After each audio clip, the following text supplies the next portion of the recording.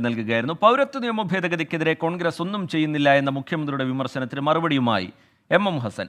പ്രധാനമന്ത്രിയെ പ്രീതിപ്പെടുത്താനാണ് മുഖ്യമന്ത്രിയുടെ ശ്രമം. കോൺഗ്രസ് പൗരത്വ നിയമ ഭേദഗതിയെ എതിർത്തില്ല എന്ന് പറഞ്ഞാൽ അത് ഇഷ്ടപ്പെടുക പ്രധാനമന്ത്രിക്ക് മാത്രമാണെന്നും എം ഹസൻ പറഞ്ഞു. ന്യൂനപക്ഷങ്ങളെ സംശയത്തിന്റെ നിഴലിൽ നിർത്താനാണ് ഇരു കക്ഷികളും ശ്രമിക്കുന്നതെന്ന് കെ സുരേന്ദ്രനും ആരോപിച്ചു.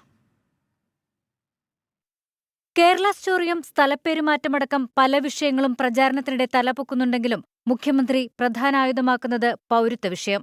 കോൺഗ്രസിനെ ഉന്നം വെച്ചുള്ള വിമർശനം ഇന്നും തുടർന്നു. പൗരത്വ വിഷയത്തിൽ കോൺഗ്രസിന് നിലപാടില്ലെന്ന മുഖ്യമന്ത്രിയുടെ വിമർശനത്തിന് മറുപടി നൽകിയത് KPCC acting president M Hasan.